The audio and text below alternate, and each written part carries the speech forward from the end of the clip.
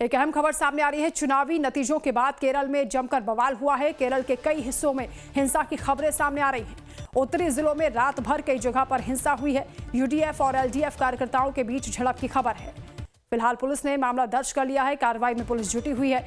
Police के मुताबिक स्थानीय निकाय चुनाव के नतीजे घोषित होने के बाद केरल में खासतौर से जो उत्तरी जिले हैं वहां रात भर कई जगह पर हिंसा भड़क गई। कोझिकोड जिले के एरामाला में इंदिरा गांधी भवन पर सीपीआईएम कार्यकर्ताओं की ओर से हमला किए जाने की खबर है। पूरी रात बताया जा रहा है कि तनाव बना रहा।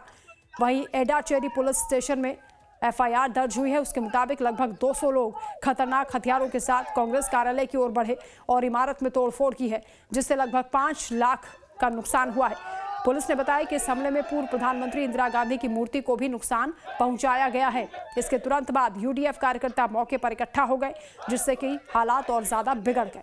हालांकि एक अधिकारी की ओर से जानकारी दी गई है कि अतिरिक्त पुलिस बल की तैनाती के बाद हालात को कंट्रोल में किया गया है। पुलिस की जानकारी के मुताबिक माराड में एक और हिंसक घटना की सूचना मिली, जहां कथित तौर पर यूडीएफ के विजय जुलूस पर पत्थर फेंके गए, जिससे कई लोग घायल हो गए। वहीं कन्नूर जिले के पानूर में भी कई मुस्लिम लीग कार्यकर्ताओं के घरों पर सीपीआईएम कार्यकर्ताओं ने हमला किया है। घरों में खड़ी गाड़ियों को नुकसान पहुंचा है। पानूर पुलिस के मुताबिक हिंसा तब भड़की जब कथित तौर पर तलवारों और खंजर से सीपीआईएम कार्यकर्ताओं ने एक यूडीएफ विजय रैली को रोक दिया। इस झड़प में कुछ यूडीएफ नेताओं को चोटें आई हैं। कन्नूर जिले के उलीकल में भी यूडीएफ और एलडीएफ कार्यकर्ताओं के बीच झड़प की खबरें मिली हैं। हालांकि पुलिस के हस्तक्षेप के बाद रात में स्थिति को नियंत्रण में किया गया है। तिरुवनंतपुरम की बात करें तो यहां सीपीआईएम और बीजेपी कार्यकर्ताओं के बीच झड़प हुई और इसके बाद इस तरह की हिंसा की खबर यहां भी मिली है। पुलिस ने बताया कि दोनों तरफ कार्यकर्ताओं को मामूली चोटें आई हैं और उन्हें अस्पताल में भर्ती कराया गया है। तो चुनावी नतीजों के बाद बवाल की खबरें सामने आ रही हैं। हालांकि पुलिस का यह कहना है कि स्थिति अब कंट्रोल में है।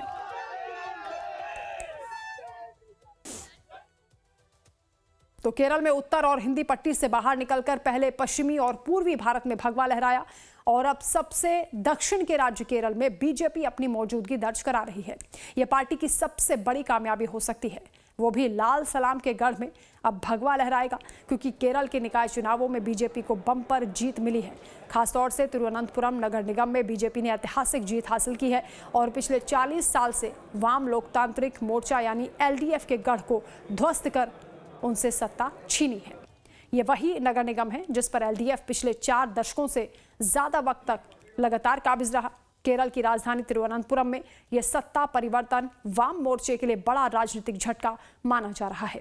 तिरुवनंतपुरम नगर चुनाव में जहां एनडीए की जीत के बाद बीजेपी प्रवक्ता सुधांशु त्रिवेदी पीएम मोदी के नेतृत्व में तारीफ करते हुए दिखाई दिए और कहा कि उनके नेतृत्व में एनडीए आगे बढ़ चला है।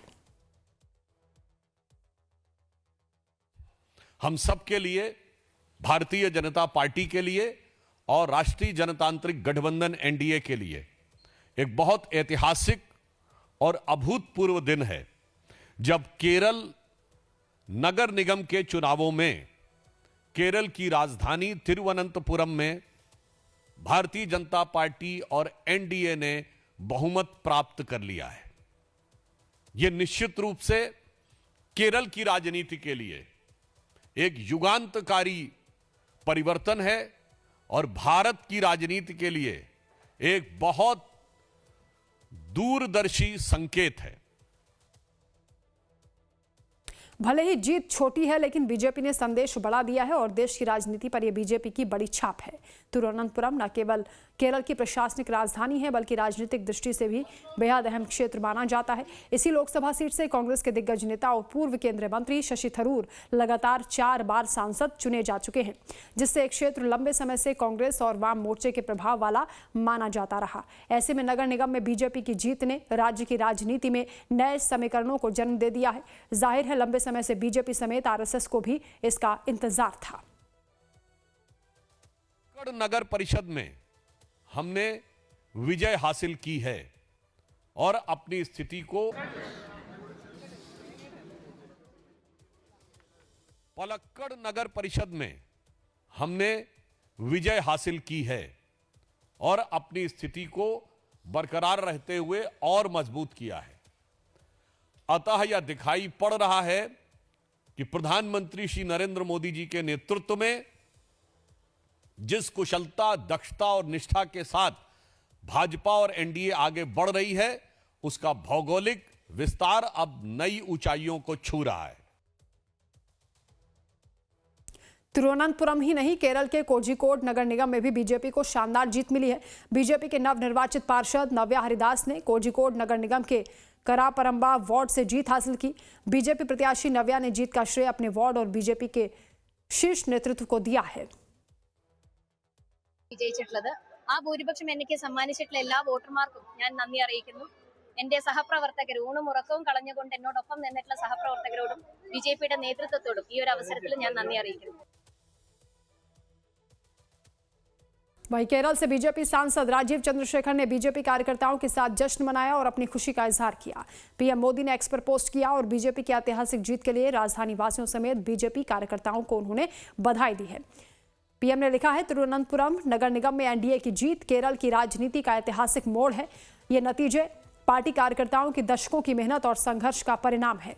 राज्य के लोगों को भरोसा है कि उनकी पार्टी ही राज्य में विकास कर सकती है।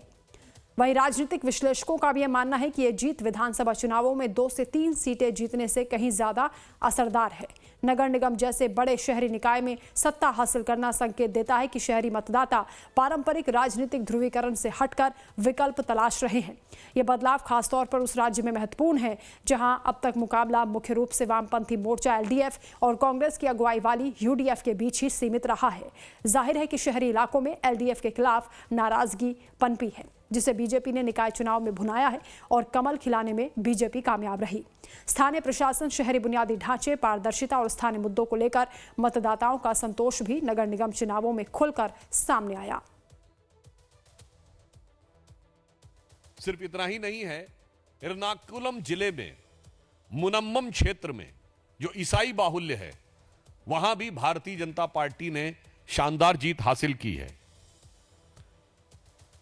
त्रिचूर जिले के कन्ननपुलंगम में भारतीय जनता पार्टी की, उस मुस्लिम बाहुल्य क्षेत्र में भारतीय जनता पार्टी की प्रत्याशी मुमताज ने कांग्रेस के प्रत्याशी को हराया है। चलिए अब नजर डालते हैं तिरुवनंतपुरम के स्थानीय निकाय चुनावों पर। तिरुवनंतपुरम नगर निगम में कुल सीटों की संख्या 101 है। एनडीए ने नगर निगम के 101 वार्डों में से 50 पर जीत हासिल की है, जबकि सत्ताधारी एलडीएफ मात्र 29 सीटों पर सिमट गई है। कांग्रेस की अगुवाई वाली मोर्चा यानी यूडीएफ की बात करें तो 19 वार्डों में जीत हासिल हुई है। बात करें साल 2020 की तो वामपंथी मोर्चा यानी एलडीएफ ने 52 वार्डों पर जीत हासिल की थी, जबकि बीजेपी नेतृत्व वाले एनडीए को 33 वार्डों पर जीत मिली थी। वहीं यूडीएफ को मात्र 10 वार्ड पर ही जीत नसीब हुई थी।